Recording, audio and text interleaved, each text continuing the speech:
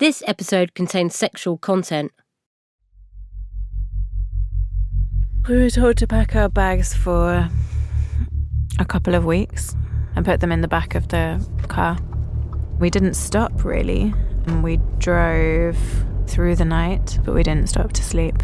Miranda is being driven across Europe with 3 other women. They're all followers of the same international yoga movement. Through the car window, Miranda makes out some road signs in French. We were told that we could keep our phones, but when we got to the destination point, we would need to send our kind of final text messages to family, etc. After 16 hours, they pull into a service station on the outskirts of Paris.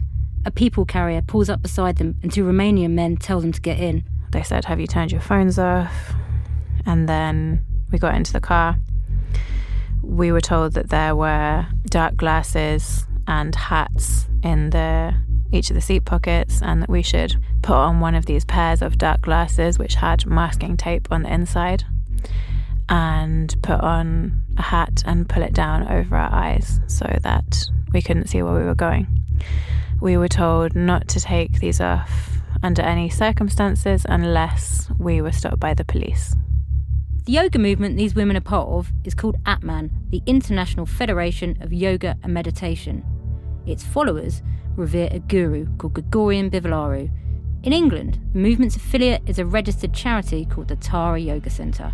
Miranda, an English tutor from London, became involved through their studio in Clerkenwell. I felt very good after the classes. And they make her feel special. The people on reception were always very, very smiley, friendly, welcoming. Miranda's making this sleepless 16-hour journey in the hope that at the end of it, she'll get to meet the guru Gregorian Bivolaru himself. How has Miranda gone from attending some yoga classes in London to thinking it's okay to be driven around Paris by strange men while blindfolded? This is World of Secrets, Season 6, The Bad Guru, a BBC Radio 4 investigation. I'm Kat McShane. Episode 3, The Transformation. Over the past 18 months, Miranda has been pushing her boundaries in the name of spiritual enlightenment. She's been on a country house weekend retreat run by Tara Yoga. Were you surprised by how sexual this camp was? Yes. Had you had any preparation that this sort of thing was going to happen? No, I had no idea that these things would happen. She's also had a free holiday at a yoga festival in Romania run by the local Atman Federation affiliate. The festival was for followers of Guru Gregorian Bivolaru. He promotes something called tantric yoga, the use of sexual energy in spiritual practices. Women stood there naked, they were painted gold. And the reason she doesn't scream, "I'm a nice girl from Oxfordshire, get me out of here," is because there's always the promise that if she just carries on, if she just keeps following the teachings, something amazing is going to happen. A spiritual awakening. I wanted to believe whatever they were doing was for some spiritual reason that I couldn't yet understand. So I should explain. Although Miranda has been attending the Tara Yoga Centre in London, this weird road trip to the outskirts of Paris started not in England, but Hungary. That's because Miranda has spent the last few months at a sort of commune there. This was when we became really concerned. Miranda kept up communication with her mum, Penny, when she was in Hungary. Miranda had been invited to the commune by a visiting speaker at Tara Yoga Centre. It was meant to be an artistic camp and a short stay, but she was gone for months. When she rang us, she'd be speaking in very hushed tones, as though there was someone round the corner who might be listening, or as though she wasn't supposed to be ringing her family. And at that point, we thought, this is not good. I thought, shall I say something? Shall I say, Miranda, why are you whispering? And then I thought, no, don't say that, because any intimation I give her that we are worried, I was very aware that it could backfire and that it might well push her further into the arms of whoever it was that was controlling her life. So you were scared that she would retreat? Yes. Miranda was being evasive over the phone because, according to Miranda, at this commune in Hungary, she was living under a strict regime. She was constantly cooking and cleaning. She says she had to ask permission to leave the commune. She was writing articles for magazines and being photographed. She says she was even persuaded to perform in some explicit scenes for an erotic film. So, when she's on the phone to her mum, Miranda didn't know what to say to her. I could see that this wasn't a normal life. So sometimes I struggled to think, what can I send photos of to try and keep it normal and relatable? I was lying about my whole life, and that is one of the hardest and most painful things that I've ever had to do, because how can you connect with anyone when you're lying about everything? It was while Miranda was in Hungary that she received the invitation to go to Paris for her initiation with the spiritual guide Gregorian Bivolaru. Beauty, I got news for you. He's asking when you go to visit him. This is part of the exchange of text messages between Miranda and the woman who claims to be passing on an invitation to her from the spiritual leader. He was just telling me. OK, Beauty, I'm very happy for you. Looking at the messages, Miranda gives the impression of being keen to make it happen. But there's something very important that makes her apparent eagerness really worrying. Something that explains the bizarre security arrangements around her trip. Something that makes it very surprising that the guru is receiving visitors. There's an Interpol red notice out for him. So this is what it says on the Interpol red notice. Gregorian Bivolaru, Romanian, born 1952, wanted by Finland on 5 charges of, quote, aggravated trafficking in human beings and 4 charges of sexual abuse. So in 2019, when these arrangements were being made for Miranda to travel to Paris to see this yoga movement spiritual leader, he was actually a fugitive from justice. And there's more. Bivolaru was sentenced to 6 years in prison for having sex with an underage girl. One of the things about the BBC is we try to be scrupulously fair. So, here goes. In fairness to Gregorian Bivolaru, I should say, that conviction that the guru had in his native Romania for unlawful sex with a teenager. I've looked into this, and it's a conviction with a female yoga student. But the victim claimed that the Romanian police had pressurised her into making a false statement, saying she'd had sex with the guru. She now says she didn't. In 2005, the Swedish government refused to extradite the guru to face criminal charges in Romania. This was because the Swedish court believed he was in danger of persecution in Romania for his beliefs. It wasn't until he went to France that he was eventually extradited. And even then, the Romanian state later had to pay €50,000 damages to Bivolaru for delays to his trial. So it's complicated.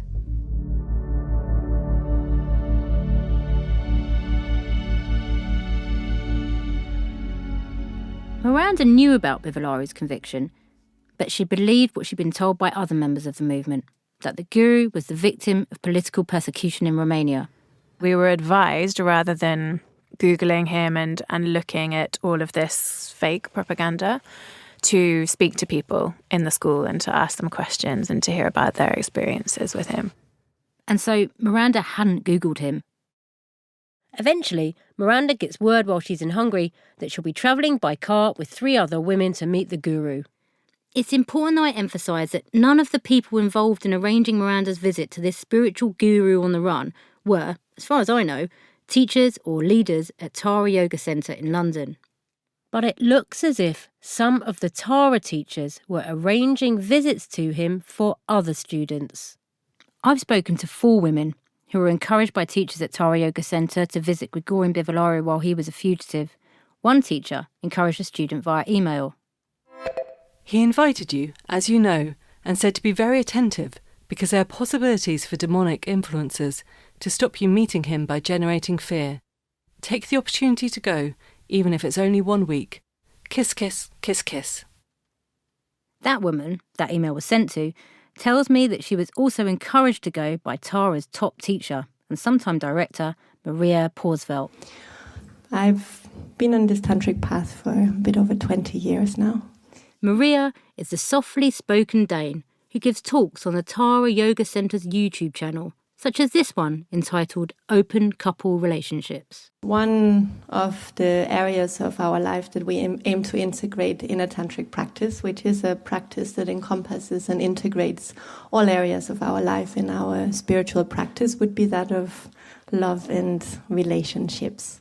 I've also heard a secret recording where teachers talk positively about meeting the guru. One teacher describes her trip as a huge spiritual gift and a catalyst for a huge transformation in her life. And in the secret recording, I've heard Maria say she sees nothing wrong with organising a visit for a student to see the fugitive guru. As you'll hear later in the series, this is far from the most surprising thing I have discovered about this international movement, but I still find it astounding. Maria was a trustee of the Tara Yoga Centre registered charity at the time.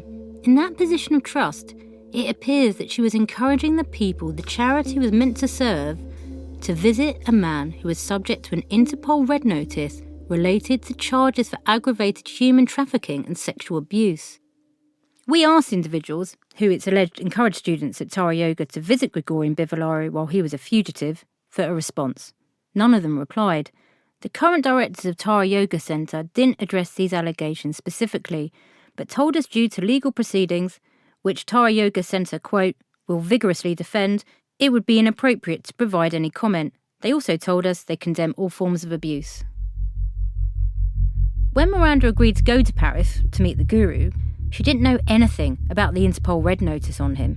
So when she arrives in Paris and she's told that we should put on one of these pairs of dark glasses which had masking tape on the inside, Miranda doesn't find it too suspicious. She's got used to weird things happening that push her boundaries beyond normal behaviours. And Miranda's been told that wearing a disguise will protect Gregorian Bivolaru, who Miranda now calls GB. The explanation was that some women had been very ungrateful, and after their initiation they had been possessed by demons.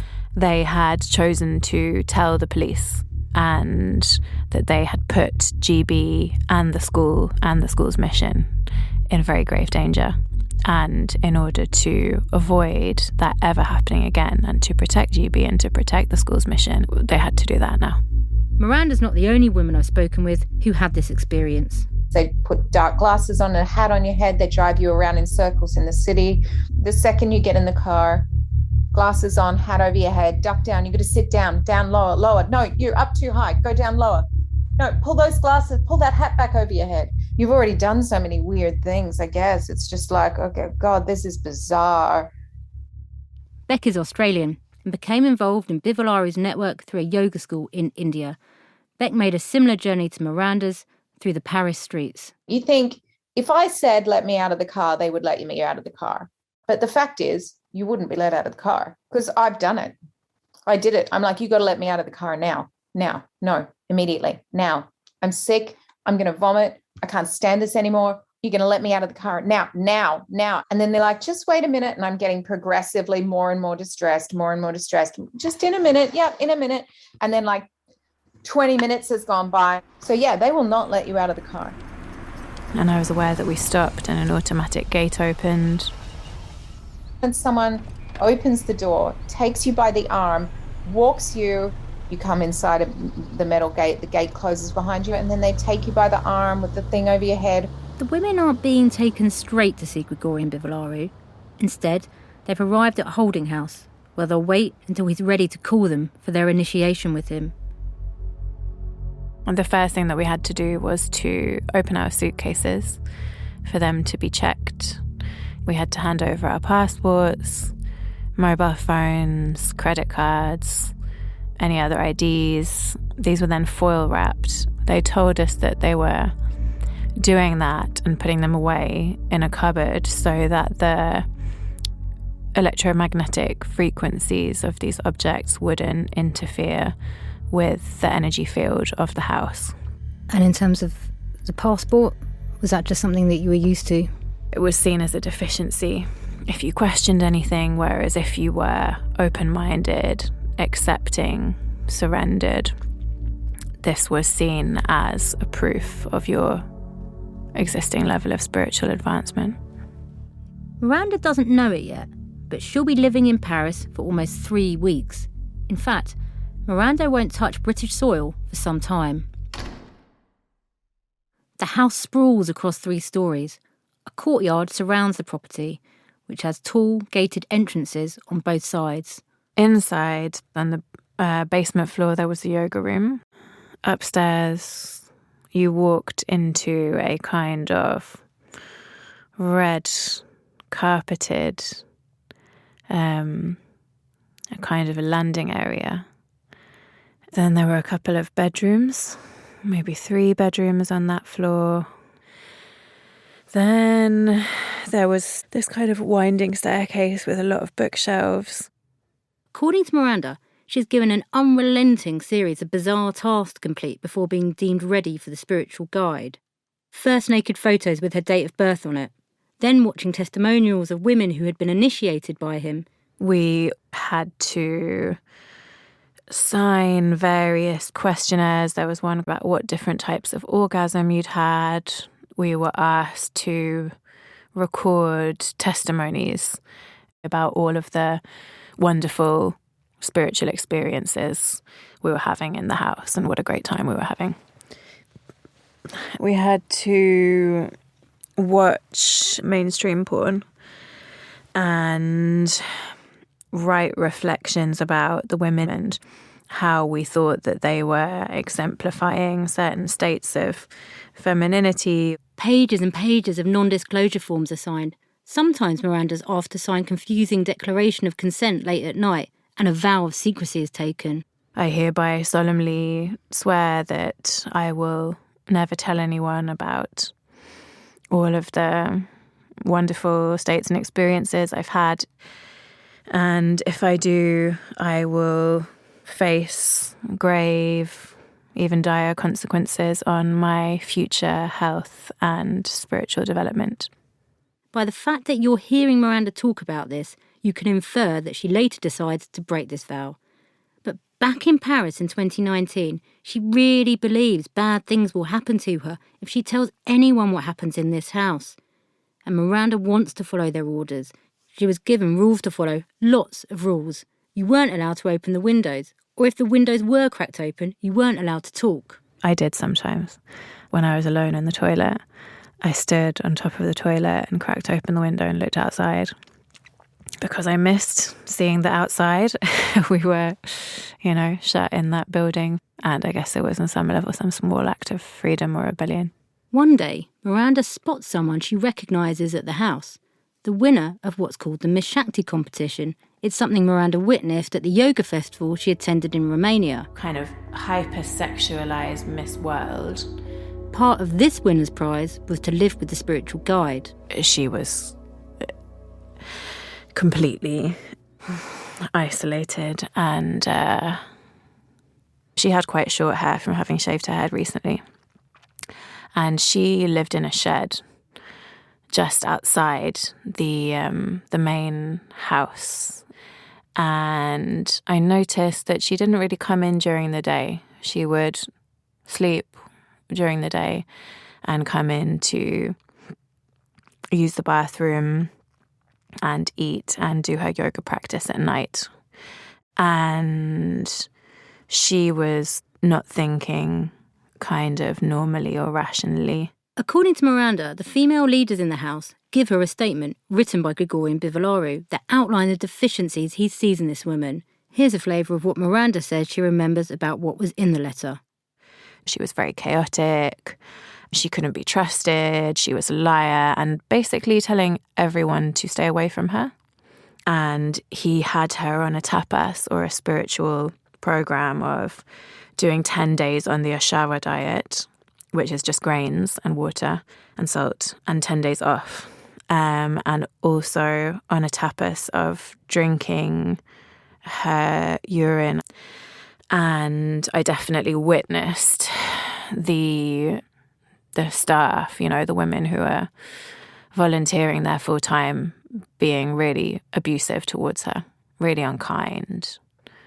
So yeah, she was the winner of Miss Shakti, but she was completely unrecognizable to me compared with the woman that I had seen on the stage, almost a year previously. She was a completely different person and definitely not mentally stable.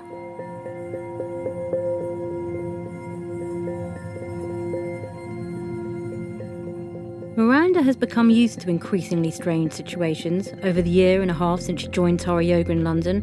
But even so, the sheer scale of this strange house she's staying in Paris takes her aback.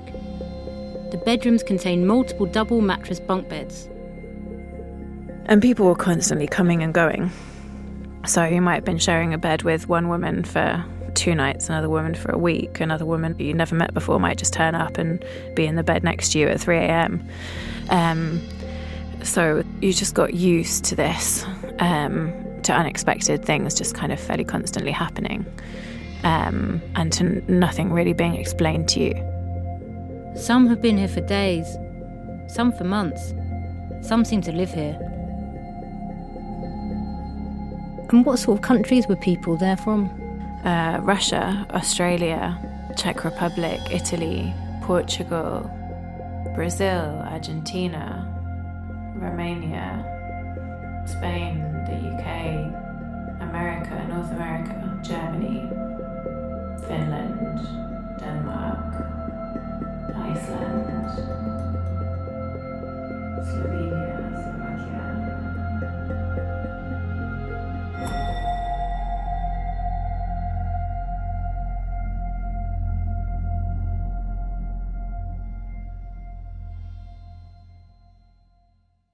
The meeting Miranda is expecting to have with the guru Gregorian Bivolaru is described by everyone as an initiation. Miranda doesn't know exactly what will happen at the initiation, but she knows it will be a sexual encounter. She believes it will transform her in some way. So she sits in the holding house in Paris and awaits her fate. When Miranda tells me about her experiences, I find it hard to square the extreme things that Miranda is doing, without question, with the woman I see in front of me, who is clearly such an intelligent, eloquent and reflective person. But the search for spiritual enlightenment has a unique way of clouding people's judgment that leaves them vulnerable to cults. A lot of these experiences that deeply affect someone, it takes a long time to sort out. They can be very profound and even spiritual, as well as being abusive and damaging. And when only one side of that interpretation is being pushed by all those around you, it's hard to acknowledge the parts that are manipulative and traumatic. Dr. Suzanne Newcomb is an expert on new and minority religions and thinks yoga can leave students open to abuse. When you're in a situation where you think that people have your best interests at heart, that they know more than you, that they can lead you to some new experiences and understandings of yourself that you've never had before, you're in quite a vulnerable and self-doubting position.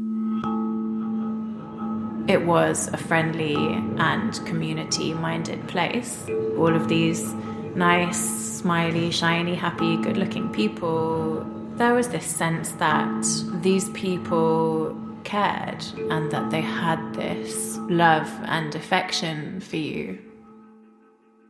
There's a tendency for people who become very involved in an exotic new religious tradition to idealize their teachers and see them as having these unique insights and access to a interpretation of reality that will be free from pain and suffering. If they just follow instructions, they'll get there. I'd been told if you want to have genuine spiritual progress for yourself with a genuine spiritual master, then you follow our teachings. And I did really want this.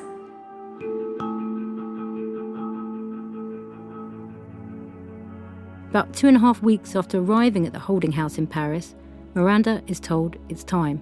Miranda and 2 other women are finally going to meet Gregorian Bivolaru, but they need to move one more time. You need to pack all of your things now into the suitcase because we're going to give your bed space to someone else. And you need to take a shower, shave all of your body hair, not use any deodorants, perfumes or creams. Pack a toothbrush and a couple of changes of underwear and that's it. And get ready to go. And How were you feeling about going? Very nervous. There was a lot of pressure. A lot was attached to this event. It felt extremely high stakes, but yet I had literally no idea of what was going to happen or where I was going to be. Beck remembers the journey she took to Gregorian Bivolaru's apartment in Paris.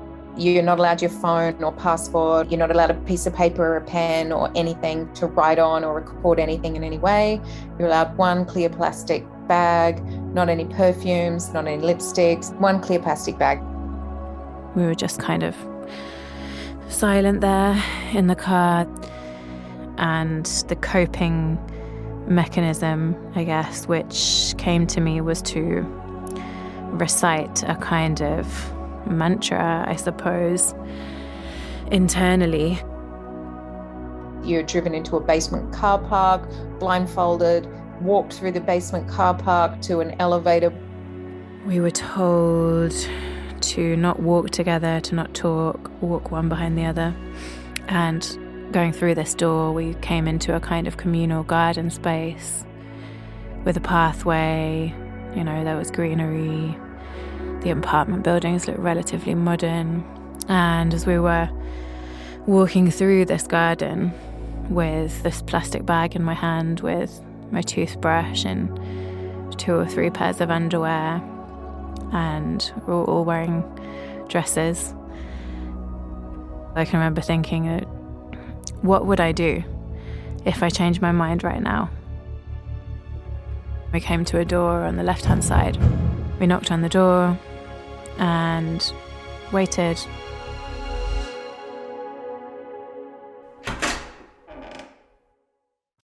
We contacted Gregorian Bivolaru through his lawyer to give him an opportunity to respond to the allegations in this episode. He did not reply. MISA, a yoga organisation associated with Mr. Bivolaru, strongly defended him, stating that he has been the victim of political persecution and false allegations, and that his teachings are followed by more than 40,000 people around the world. They point out that in the case of his conviction for a sex offence, the victim now claims she was coerced by the Romanian police into making a false statement.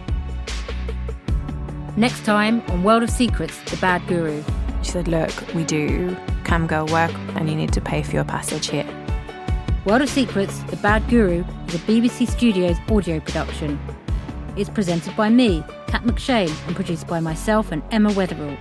The executive producer is Innes Bowen. Subscribe to World of Secrets. Episodes will be released weekly wherever you get your podcasts. But if you're in the UK, you can listen to the full series right now, first on BBC Sounds.